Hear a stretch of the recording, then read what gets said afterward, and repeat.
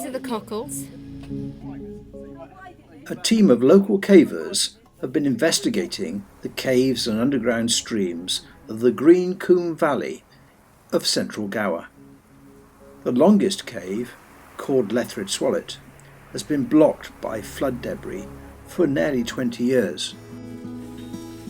The first attempt to find a new route in led to the discovery of Barnes Cave. By the end of January 2021, it was clear that Barnes Cave was not going to provide access to the blocked passages of Llethryd Swallet. A more accurate 1967 survey was also discovered, and this showed much more distance between Barnes Cave and the likely positions of the Llethryd passages and large chambers. So our investigations moved west by about 100 metres. The digging team and landowner had a fun time rummaging around here. He's found another one. We don't want a warm air draft. You want an echo, do you? I like this up here. I really do hope you find what you want. And quickly discovered several rifts, each with a strong draft of outward blowing cave air. Just absolutely ridiculous. That's the misting. And it's moving the moss around. Down in here, it widens out. A lot of vegetation in there, a bit of soil that's been washed in. So we began our next dig. We hoped it would drop straight down into the annex, a very large collapsed chamber that the survey indicated would be some 30 metres below us. The next section is at least that wide. What, it goes in this way? Yeah. Wouldn't this collapse on top of it? No. No, this is all solid rock. There's a rabbit-sized hole leading downwards, and there's this little wiggly rock just jammed in. There's obviously space underneath, which means that this boulder's been holding back earth. It's definitely moving. There might be a wedge on this side. Got it. Then you become spirit of the woods. The earth and leaves soon gave way to crinkled, frost-churned mud. Pieces are broken. In the mud, we were amazed to find widely dispersed shells of cockles, mussels, and small marine gastropods. This assemblage of what were essentially fossils had to be placed there naturally. The culprit was most likely glacial ice These are the cockles.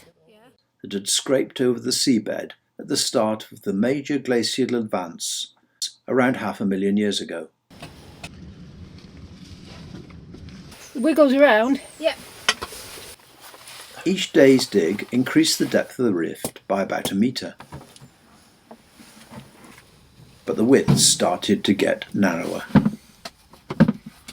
Then a black hole was uncovered on the right. Ooh, hello. It seems to go off sideways this way. We're on our way.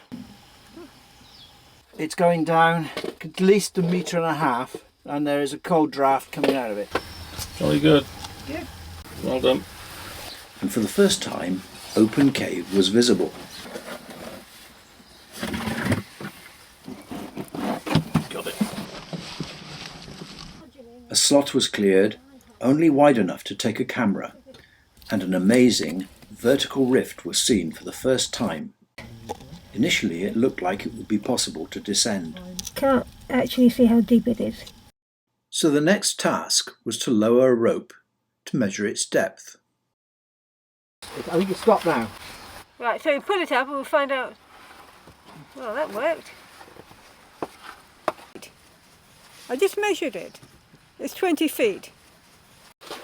And then we had to widen the way in. Some gloves. Oh. Bucket coming down.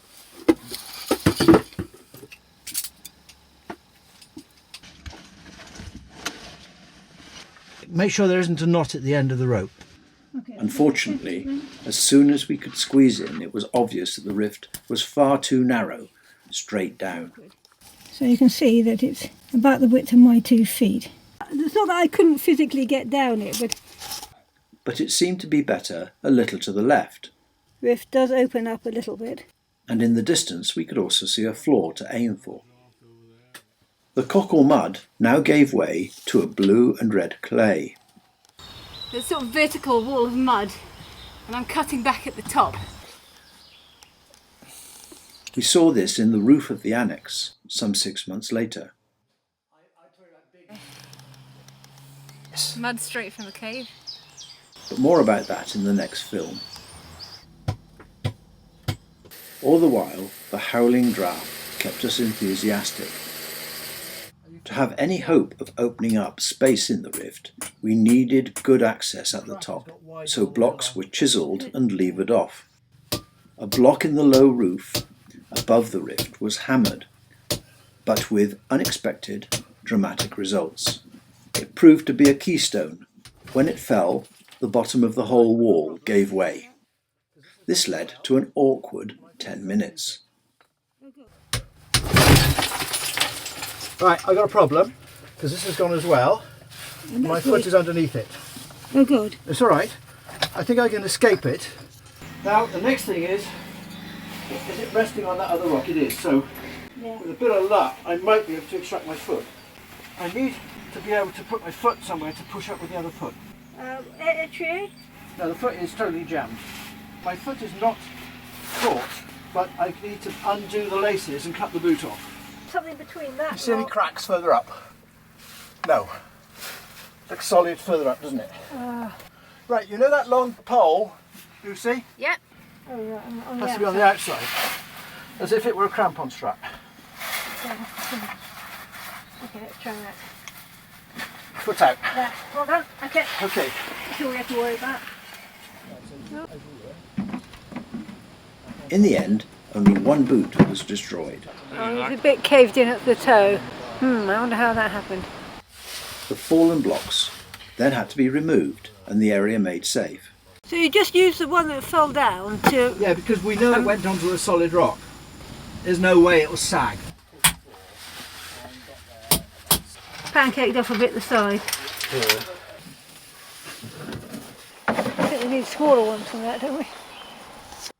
The blocks proved to be particularly difficult to break up. 7, 10, 11, 12, 13. If we break the one underneath it. Yeah. If I can push that one down a little bit further. You have to break it up, you can't be able to lift it direct. That little cool one in there. Okay. Was that the whole thing, or was there any taken off it? The whole thing. Last one. 5 metres down and 10 metres along at the far end of the rift, there seemed to be a shallow, dark overhang that could be a passage. We concentrated on reaching that. You can see the mud. This is a very low arch. That's where the draft's coming from. That's looking directly down. A flame test on the end of a long pole confirmed that there was a strong wind down there. Okay, I saw some smoke. Straight up the rift. Yeah, absolutely. That's what we might expect. You'd have to get that far to get to the slightly wider bit. To get there, the sides of the rift would have to be chipped away. This proved to be a difficult, shoulder-damaging process that required the use of safety traverse ropes.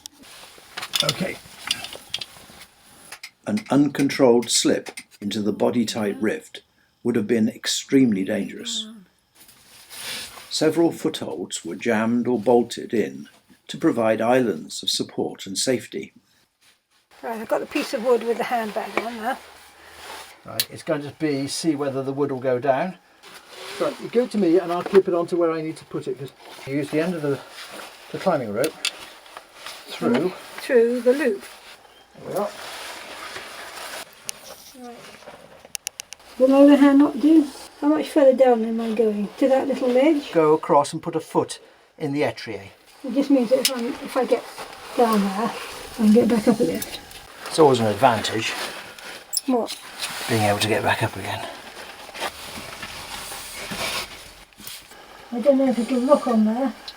If it isn't quite right, we'll have to recut it. The bit that I think is maybe a problem is right along there, roughly.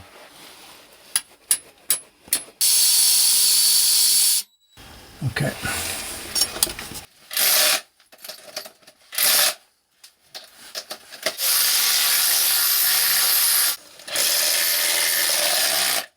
The contrast between the cave and the delightful spring forest above could not have been greater. Such a serious dig that we got a crash. It's a small person's dig. You've been trained up, Sienna. If we put a camera webcam on your head, you can squeeze through.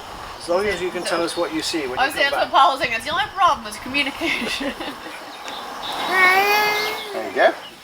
With difficulty, a ladder was dropped down what looked like the widest line. I don't know if it's actually physically possible to go up and down the ladder. Don't do it unless you're absolutely comfortable. You're about 4 rungs off the bottom. The problem is that the ladder is tending to be taking me into this narrow. We'll put another bolt in just beyond the current one. That would be better because then you could do more of a straight drop, certainly. Can you make sure that from that position you can actually go back up vertical? Yeah. Right, I think I'm not going down any lower. You've got about another 10 inches to come up and then you'll be able to turn your helmet. Is that tight where you are working there? Not too bad. The ladder is now on the second bolt. The bolt is tightened up and the main one is tightened up. Good, well done. The ladder hanging 40 centimetres further in, down a wider section. The smallest member of the team then tried to make the descent.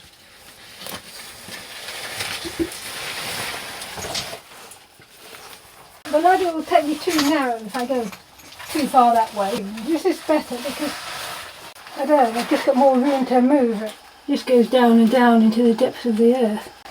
I don't know, it's difficult to tell. There's certainly quite a lot of quarrying to be done. You can't go down the next step because it's too tight, is it? I just want to check I can do that. Of course. Maybe 3 centimetres of play. Your light's gone again. Yeah, it's alright, I'm just feeling with my feet. There's no niche to get into anyway. That's the widest bit is there on my toes. I'm standing on something, but this is a bit lower, but narrow. It's continuing as it is. It's not like it's opened up. We didn't expect it really, did we? No. It was impossible to move, and there was no way any of us could manoeuvre a drill. I think more important, just get yourself out now. Yeah. I think I got... Just a tad tight. Although the air still flowed freely up from the annex, another 20 metres further down, the rift was going to be too small for us to be able to follow the draft. By this time, we all had back and shoulder strains from the confined space working. We all agreed to give the dig a rest for us to recover both mentally and physically. That's good. It was a lovely August, and with the Llethryd stream almost dry, we decided to check the state of the original choked entrance to Llethryd Swallet. This led to a complete change in the focus of the exploration, and began the third and most successful part of our story. Pop the camera in, Yeah.